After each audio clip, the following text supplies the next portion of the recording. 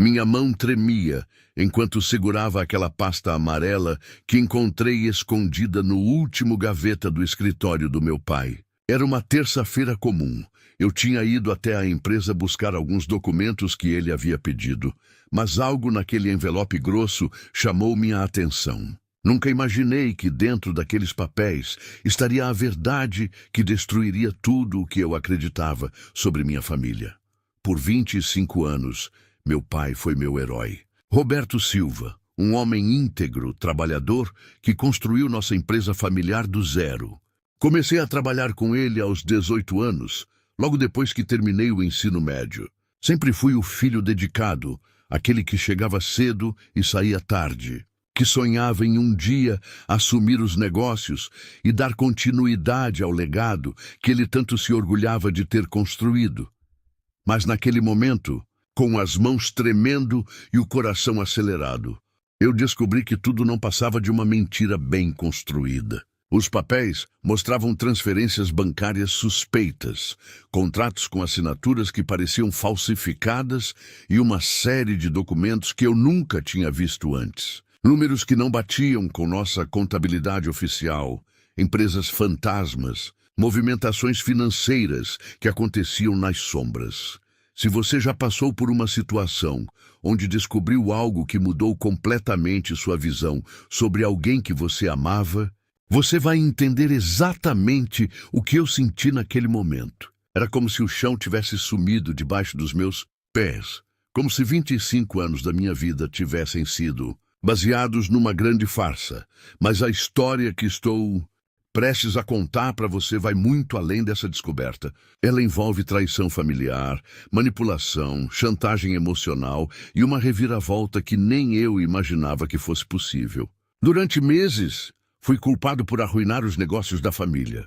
Meu próprio pai e minha irmã mais velha, Sandra, me apontaram como responsável pela crise que a empresa enfrentava.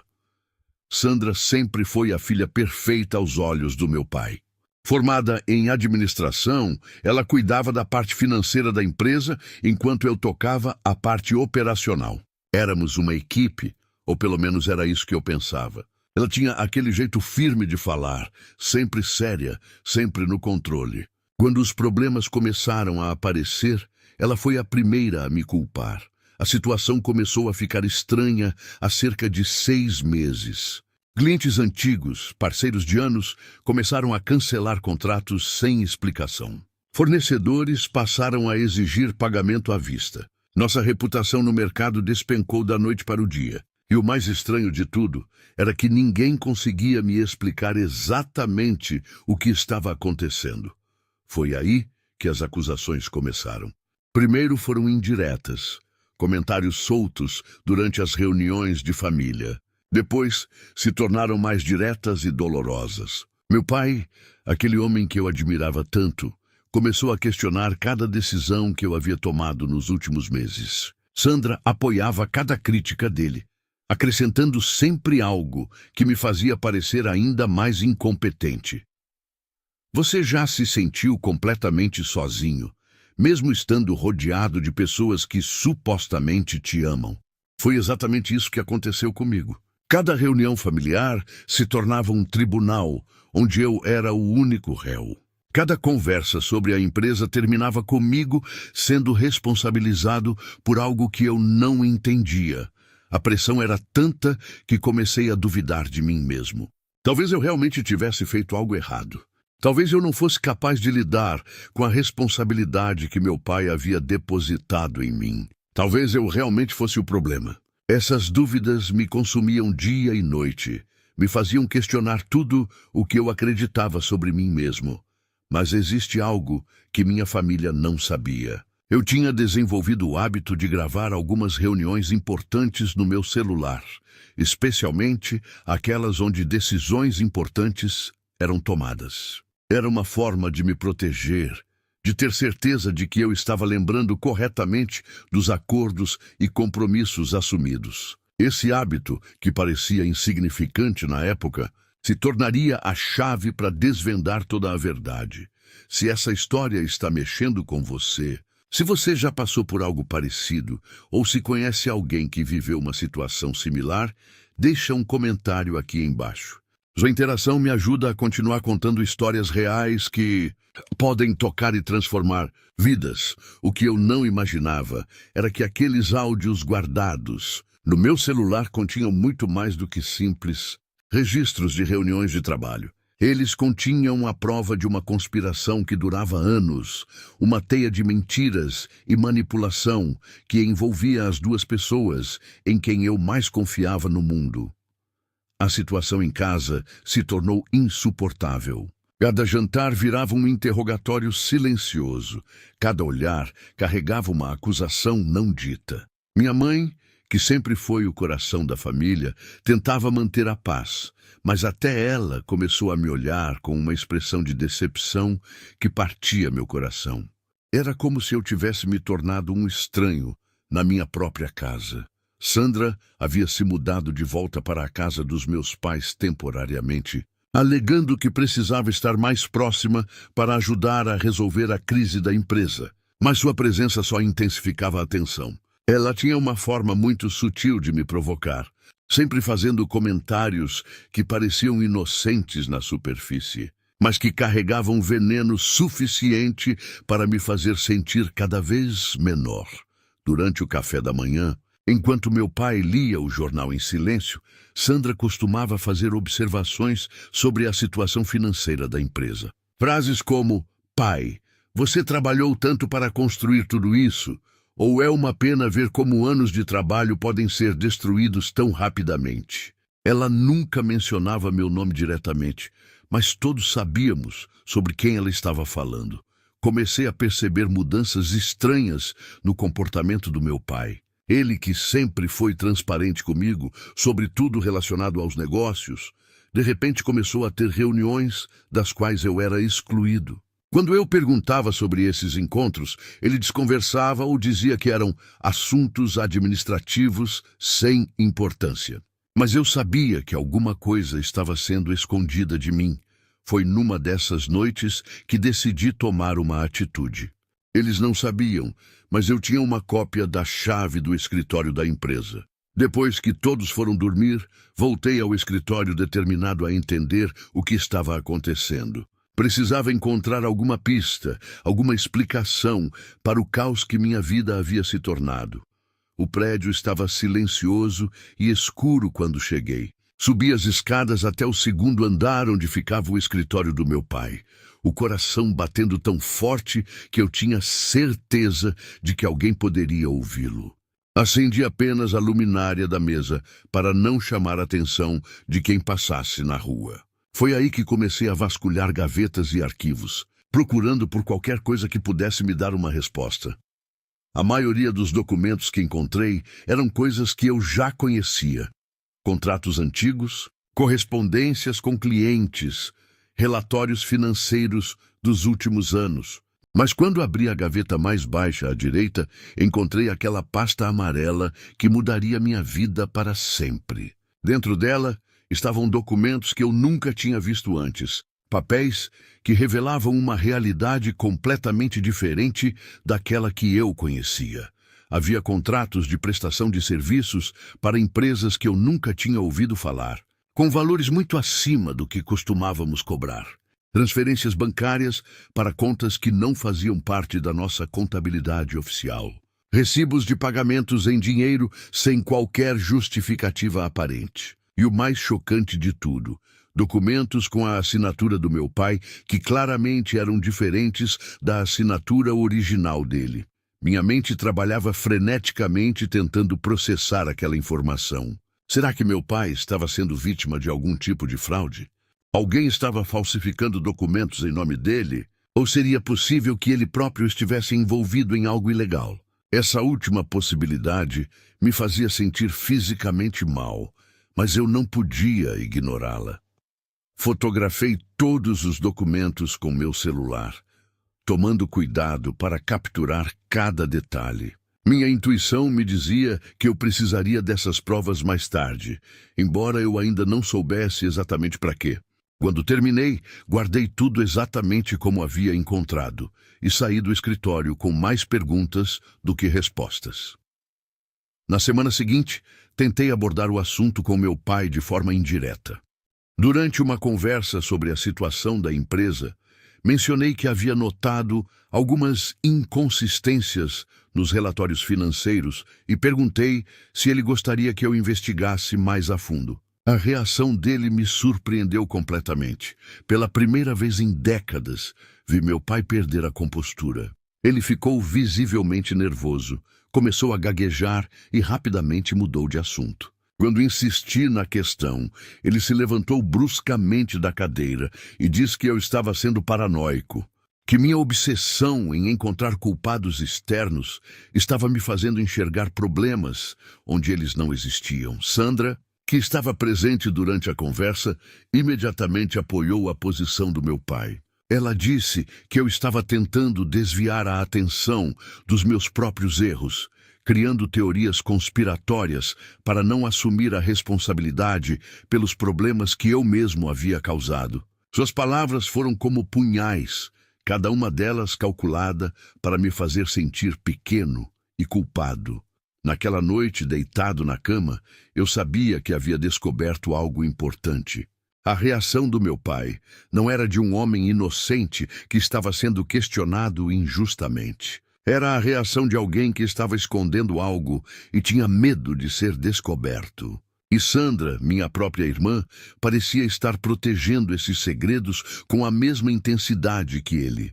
Decidi que precisava de mais informações antes de fazer qualquer acusação. Comecei a observar discretamente os padrões de comportamento do meu pai e da Sandra. Passei a prestar atenção em cada conversa sussurrada que parecia parar quando eu chegava perto. Cada olhar cúmplice que eles trocavam quando pensavam que eu não estava vendo. Foi aí que notei algo muito estranho. Todas as terças e quintas-feiras, por volta das 6 da tarde, meu pai recebia ligações no celular pessoal. Ele sempre se afastava para atender, saindo do escritório ou indo para outro cômodo da casa. Quando voltava, parecia tenso e preocupado. Certa vez, quando questionei sobre essas ligações, ele disse que eram de um cliente muito exigente que gostava de fazer reuniões por telefone fora do horário comercial. Sandra também desenvolveu alguns hábitos estranhos. Ela começou a chegar muito cedo no escritório, antes mesmo dos funcionários, e a ficar até bem tarde. Quando eu perguntava o que ela estava fazendo, a resposta era sempre a mesma: tentando consertar a bagunça que você fez. Essas palavras doíam mais do que qualquer tapa na cara. Um dia, resolvi chegar no escritório bem mais cedo do que o normal. Eram 5:30 da manhã, quando estacionei meu carro a uma quadra de distância do prédio. Queria observar sem ser visto. Para minha surpresa, Sandra já estava lá. Vi a luz do escritório acesa e sua silhueta movimentando-se entre os arquivos. Ela ficou lá por quase 2 horas, mexendo em papéis e usando o computador do meu pai. Quando finalmente entrei no prédio, já eram quase 8 horas. Sandra estava sentada em sua mesa, arrumada e composta, como se tivesse acabado de chegar. Cumprimentou-me com um sorriso que não chegava aos olhos e perguntou por que eu estava chegando tão tarde. A hipocrisia daquela situação me deixou com uma raiva surda, mas eu sabia que precisava manter a calma. Durante o almoço, decidi colocar meu plano em prática.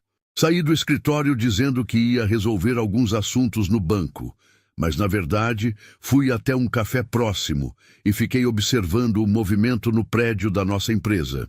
Por volta das 2 da tarde, vi um carro preto parar em frente ao prédio. 2 homens de terno desceram e entraram. Eles ficaram lá por quase 1 hora. Quando voltei ao escritório, perguntei ao porteiro se havia tido alguma visita durante minha ausência.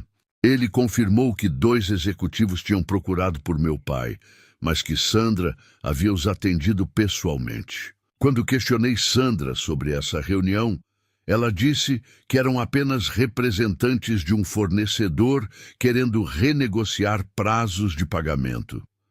Mas alguma coisa naquela explicação não fazia sentido. Se eram apenas fornecedores, por que ela não me chamou para participar da reunião? Por que a conversa foi tão longa? E principalmente porque eles procuraram especificamente pelo meu pai, se quem cuidava das negociações comerciais era eu. Naquela noite, resolvi fazer algo que nunca tinha feito antes. Segui meu pai quando ele saiu de casa. Disse para minha mãe que ia encontrar uns amigos e saí logo depois dele. Mantive uma distância segura enquanto o seguia pelas ruas da cidade. Para minha surpresa, ele não foi para nenhum dos lugares que costumava frequentar. Em vez disso, dirigiu até um restaurante no centro da cidade que eu nunca tinha visto ele mencionar. Estacionei do outro lado da rua e observei. Meu pai entrou no restaurante e poucos minutos depois, vi Sandra chegando no carro dela. Meu coração disparou.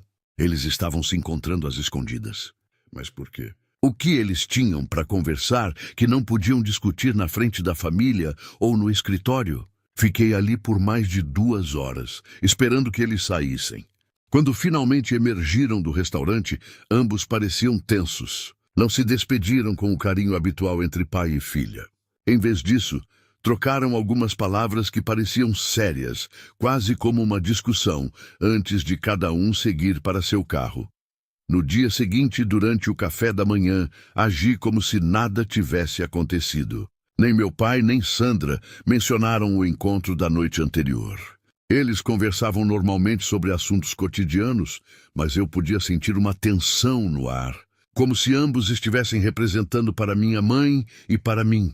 Foi nesse momento que tomei uma decisão que mudaria tudo. Resolvi que na próxima reunião importante que eles tivessem, eu estaria lá para ouvir tudo.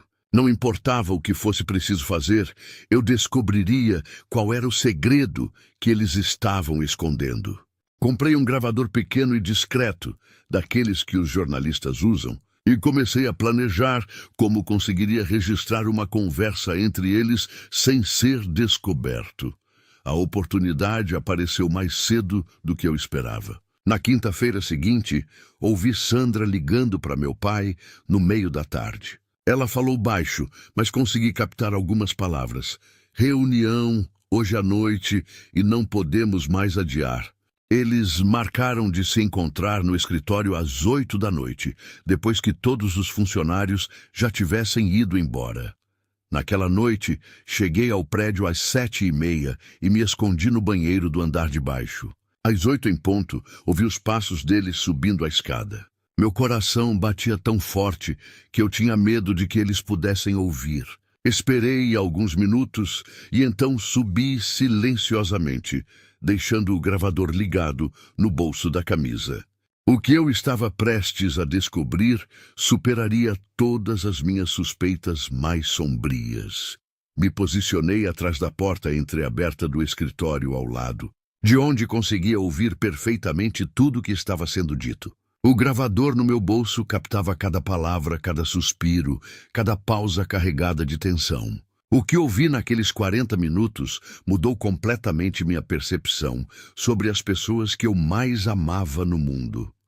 A conversa começou com Sandra falando sobre os números que não estavam batendo. Mas não eram os números que eu conhecia. Eles estavam discutindo sobre contas paralelas, sobre dinheiro que estava sendo desviado há mais de 3 anos. Meu pai falava sobre operações especiais e clientes que pagam em dinheiro vivo. Sandra mencionava planilhas escondidas e documentos que precisavam ser destruídos antes que alguém os encontrasse. Senti meu mundo desabar quando ouvi meu pai dizer: "O garoto está desconfiando de alguma coisa. Ontem ele me perguntou sobre as inconsistências financeiras. Não podemos deixar que ele descubra." Sandra respondeu com uma frieza que me arrepiou. "Pai, você sabe o que precisa ser feito. Ele já está sendo culpado por tudo mesmo. É só manter essa versão até conseguirmos transferir tudo para as contas offshore." Eles estavam falando sobre mim como se eu fosse um obstáculo a ser removido. Meu próprio pai e minha própria irmã estavam conspirando contra mim, usando-me como bode expiatório para crimes que eles mesmos estavam cometendo. A traição doía mais do que qualquer dor física que eu já havia sentido. A conversa continuou revelando detalhes cada vez mais chocantes. Descobri que Sandra havia falsificado minha assinatura em vários documentos, fazendo parecer que eu era o responsável por decisões que resultaram nos cancelamentos de contratos. Eles tinham criado uma trilha de evidências falsas que me incriminavam, enquanto escondiam as verdadeiras razões pelas quais os clientes estavam se afastando da empresa. Meu pai explicou para Sandra como havia manipulado alguns contratos, incluindo cláusulas que permitiam saques não autorizados. Ele mencionou nomes de empresas fantasmas que ele mesmo havia criado para lavar o dinheiro desviado. E o mais revoltante de tudo, ele falou sobre como estava orgulhoso da forma como Sandra havia conseguido me manipular emocionalmente, fazendo com que eu duvidasse da minha própria competência. Sandra riu quando ele elogiou sua capacidade de manipulação. Ela disse: "Foi mais fácil do que eu imaginava. Ele sempre foi muito emocional, muito confiante na família. Bastou algumas palavras bem colocadas e ele começou a se culpar por tudo sozinho. Aquelas palavras foram como facadas no meu coração. Toda a angústia que eu havia sentido, toda a culpa que carregava, havia sido cuidadosamente plantada por ela." Eles discutiram sobre o próximo passo do plano. Sandra sugeriu que me afastassem completamente da empresa, alegando que minha instabilidade emocional estava prejudicando os negócios. Meu pai concordou, dizendo que já havia preparado alguns documentos que comprovariam minha incompetência administrativa. O objetivo era me forçar a vender minha parte da empresa por um valor muito abaixo do mercado. Durante a conversa, descobri que eles já haviam transferido uma quantia significativa para contas em outros países. O plano era continuar desviando dinheiro pelos próximos 6 meses e então simular uma falência da empresa. Dessa forma, eles sairiam limpos financeiramente enquanto eu ficaria com toda a responsabilidade legal pelos erros de gestão que supostamente levaram ao fracasso do negócio. Meu pai mencionou que alguns dos clientes que cancelaram contratos, na verdade, nunca deixaram de trabalhar conosco. Eles apenas migraram para uma das empresas fantasmas que ele havia criado, pagando os mesmos valores. Mas agora o dinheiro ia direto para as contas pessoais dele e da Sandra. Era um esquema elaborado e bem pensado, executado durante anos debaixo do meu nariz. A parte mais dolorosa da conversa foi quando Sandra perguntou se meu pai sentia algum remorso pelo que estava fazendo comigo. A resposta dele ainda ecoa na minha memória. Filho é investimento. Investimento que não dá retorno precisa ser cortado. Eu trabalhei a vida inteira para chegar onde estou. Não vou deixar a ingenuidade dele destruir tudo que construí. Eles também discutiram sobre minha mãe. Sandra perguntou se ela desconfiava de alguma coisa. Meu pai garantiu que não, explicando que há anos ele vinha contando versões distorcidas dos fatos para ela, sempre me apresentando como o filho problemático e irresponsável. Minha própria mãe estava sendo manipulada para acreditar que eu era o culpado pelos problemas da família. Quando a reunião estava terminando, ouvi Sandra dizer algo que me fez sentir uma raiva que eu nunca havia experimentado antes. Na próxima semana, vou sugerir que ele procure ajuda psicológica. Vou dizer para a mamãe que estou preocupada com o estado mental dele. Isso vai preparar o terreno para quando tivermos que tomar medidas mais drásticas. Saí dali com as pernas tremendo e o coração partido. Tinha nas mãos a prova de que eu precisava, mas também carregava o peso de descobrir que as duas pessoas em quem eu mais confiava no mundo haviam me traído da forma mais cruel possível. Durante o caminho para casa, chorei como não chorava desde criança. Não era apenas pela traição, mas pela perda da inocência, pela destruição da imagem que eu tinha da minha própria família. Naquela noite, não consegui dormir. Fiquei na cama ouvindo a gravação várias vezes, tentando processar tudo o que havia descoberto. Cada palavra era uma confirmação de que minha vida havia sido uma mentira bem elaborada. Mas também era a prova que eu precisava para me defender e revelar a verdade. A questão agora era decidir como e quando usar essa informação. Passei os 3 dias seguintes planejando cuidadosamente como revelaria a verdade. Não podia simplesmente confrontá-los diretamente, pois eles negariam tudo e ainda encontrariam uma forma de me incriminar ainda mais. Precisava de uma estratégia que os pegasse completamente, desprevenidos, e que tivesse testemunhas para validar minhas descobertas. A oportunidade perfeita surgiu quando minha mãe organizou um jantar familiar para discutir o futuro da empresa. Ela havia convidado meu tio Carlos, irmão do meu pai e advogado da família, além da minha prima Luciana, que era contadora e sempre nos ajudava com questões fiscais. Era o cenário ideal. Pessoas de confiança que poderiam atestar a veracidade do que eu estava prestes a revelar. Durante todo o jantar, meu pai e Sandra mantiveram a mesma postura de sempre. Ele falava sobre como estava preocupado com o futuro da empresa e como minha gestão havia comprometido relacionamentos importantes com clientes. Sandra acrescentava comentários sobre minha instabilidade emocional e sugeria que talvez fosse melhor eu me afastar dos negócios por um tempo. Meu tio Carlos, que sempre foi uma pessoa justa e observadora, começou a fazer perguntas específicas sobre as perdas financeiras. Queria entender exatamente quais decisões haviam levado aos cancelamentos de contratos. Foi aí que notei meu pai ficando visivelmente desconfortável. Suas respostas eram vagas e ele constantemente desviava o assunto para meus supostos erros pessoais. Quando minha prima Luciana perguntou se ela poderia dar uma olhada nos livros contábeis para entender melhor a situação, vi Sandra e meu pai trocarem um olhar de pânico. Sandra rapidamente disse que os documentos estavam sendo reorganizados e que não seria um bom momento para uma auditoria externa. Aquela reação só confirmou minhas suspeitas. Foi então que tomei coragem e disse que tinha algo importante para compartilhar com a família.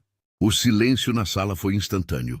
Todos me olharam com expectativa, enquanto meu pai e Sandra pareciam estar se preparando para mais uma de minhas teorias conspiratórias. Peguei meu celular e coloquei o áudio da conversa que havia gravado 3 dias antes. As primeiras palavras da gravação caíram sobre a mesa como uma bomba. A voz do meu pai, falando sobre operações especiais e clientes que pagam em dinheiro vivo, fez com que todos ficassem boquiabertos. Minha mãe levou a mão ao peito. Meu tio Carlos se inclinou para a frente para ouvir melhor. E Luciana pegou um caderno para anotar os detalhes que estava ouvindo. Conforme o áudio continuava, a expressão no rosto do meu pai mudou do espanto para o desespero. Sandra tentou se levantar da cadeira e desligar o celular, mas meu tio Carlos a impediu, dizendo que todos precisavam ouvir aquilo até o final. Quando chegou na parte onde ela falava sobre falsificar minha assinatura e sobre como havia sido fácil me manipular, vi lágrimas nos olhos da minha mãe.